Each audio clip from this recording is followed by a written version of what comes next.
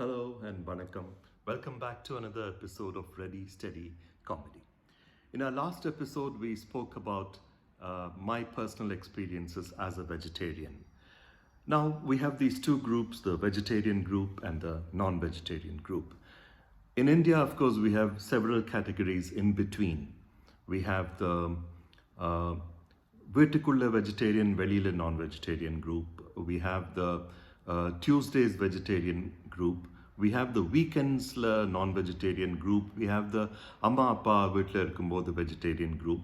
Various categories, but broadly vegetarian and non-vegetarian. And while it would be too much to say there is a cold war going on between these two groups, there are there is a subtle sense of sarcasm that both groups express from time to time. I'm not taking sides. I obviously belong to one of these two groups, but let me share a few experiences.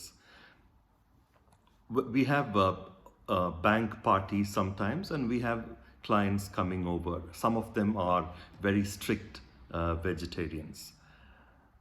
So much so that if they find that a currandi from the non-vegetarian dish is accidentally put into the vegetarian bowl, they will not eat from there.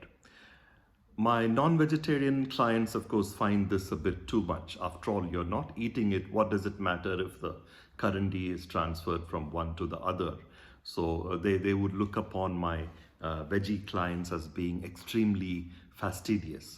But that's the way they are. They would rather skip a meal or go home and eat than use that non-vegetarian currandi. Once we were at a restaurant, this I think was in India. We were about 5 or 6 of us, and we had somebody else ordered biryani for all of us. Now, being a staunch vegetarian, and for me, biryani is still vegetable biryani, right? The biryani plates came to the table, and I was a little shocked to find pieces of mutton in the biryani. So I said, "Oh, sorry, I didn't tell you. I'm a vegetarian. I want vegetable biryani." So he took the plate away, and rendu நிமிஷத்துக்கு அப்புறம் he came back with a plate and put it on the table. Pata, it looked kind of similar. I said, "இது என்ன biryani pa? இது pure vegetarian தான் sir. இது நீங்க சாப்பிடலாம்." I said, எப்படி சொல்றீங்க பியூர் வெஜிடேரியன்? இல்லை, எல்லா மட்டன் பீஸையும் எடுத்துட்டேன் சார், இப்போ வந்து pure vegetarian. Obviously, I couldn't carry on with that, much to the disappointment of my friends. And again, they felt I was carrying it to the extreme. After all, mutton எல்லாம் எடுத்தாச்சு, so what is left is just rice and spices, I guess. That was the way they looked at it, but I couldn't eat from there. Similarly, the other side is also true. You might recall a few years back, there was a big issue in Europe where apparently some restaurants had used horse meat instead of beef in some of their dishes. And the customers were appalled, and there were reports on television, angry letters being written to newspapers and all of that. But some of my vegetarian friends couldn't understand what all the hoo-ha was about. Enna kuthu, why are they making such a fuss? And வாழைக்காக்கு பதிலா உருளைக்கிழங்கு சாப்பிடுற மாதிரி தானே, why is it such a big issue?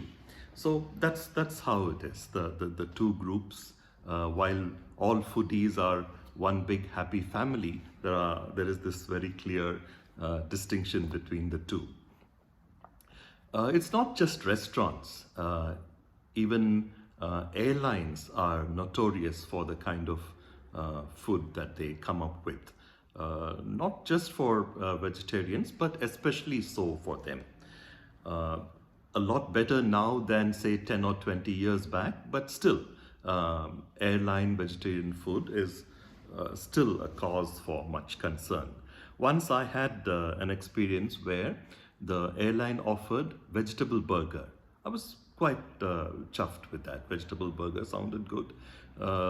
But then I found when they brought the meal to my table, that there was no potato patty, which to my mind is the essence of a vegetable burger, right? It's the way we understand a veggie burger. Adukku badala, there was a slice of katrikai and a slice of zucchini soaked in some kind of stinking soy sauce. So the whole thing was soggy and leaking, and there was no way I could have eaten it. Katrikai and zucchini are not among my favorites, in fact, far from it. So after that flight, I actually wrote to that airline, sent an email to them saying you need to do something about your vegetarian food on flights. Adukku vandu they responded with a very snooty email saying, well, we thank you for your mail and thank you for taking the time to write into us, but we would like you to know that all our menus are designed by award-winning chefs. So they may well have been award-winning chefs, but I'm sure they didn't win their awards for vegetarian food. They must have won it for non-vegetarian food, and they were asked to design a vegetarian menu for the airline. That's the way I understand it.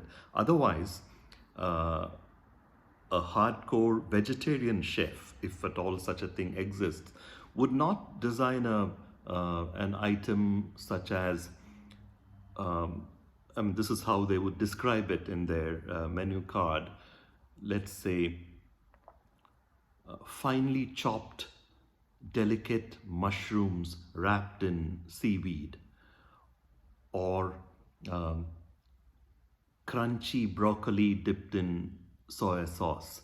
This is not what most vegetarians, at least those from the Indian subcontinent, would expect for vegetarian food. But that's the way it is, and I'm not surprised that many of us take little packets of food with us on flights.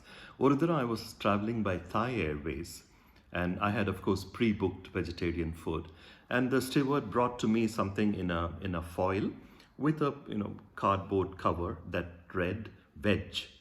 So I opened it, and there were these little brown things in it in some kind of gravy. I had no clue what it was. It didn't look like anything I'd ever seen before in my life. So I called the steward and asked him, can you tell me what this is, please? He said, this is veg food. You ordered veg food? I said, yes, but I want to know what this is. Veg, Abdino. No, I understand that, but what is it? Is it potato? Is it cauliflower? Can you look at it and tell me what food it is? So he peered at it and he said, I don't know.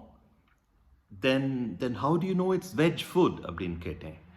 And then he triumphantly took the cover back, turned it and said, see here, VEG, veg.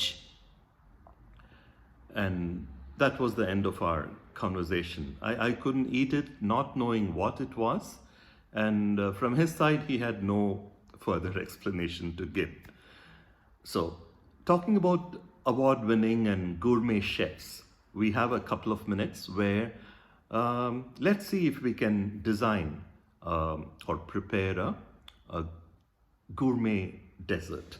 Gourmet dessert has just 2 or 3 requirements. First, you need a nice plate, okay? Plate with a design, it should make a nice sound like this.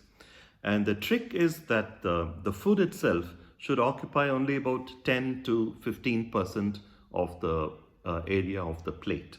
Otherwise, it'll look like Saravana Bhavan or some such thing. It won't look gourmet. So it should, and you don't need anything fancy. Here I'm just going to use a banana and a couple of sauces and something to decorate the thing with. So just bear with me for a minute and then you will have your gourmet dessert.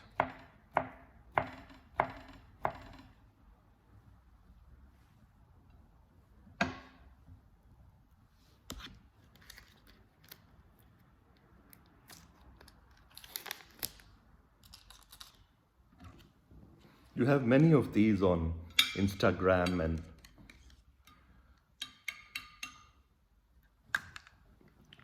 TV shows as well. And when I see it, I often wonder how such simple dishes can turn out to be gourmet stuff. But essentially, this is the trick. You need you need a large plate, you need something that's nice and colorful. And then you need some, what they call a crunch factor.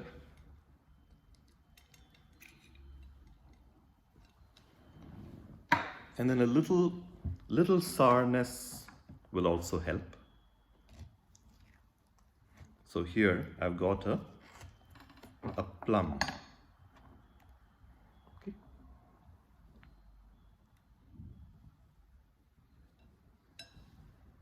So that is pretty much all we need. And when you eat it, you shouldn't just say, "Oh, it's nice." You have to pause for a few seconds while it fills your mouth, and you have to say,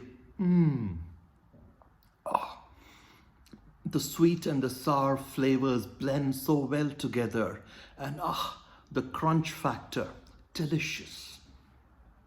அப்படின்னு சொல்லணும். So essentially this is how it looks like. See, your sumptuous gourmet dessert. So that's all we have time for today. See you next time. Thank you for being with us. Bye.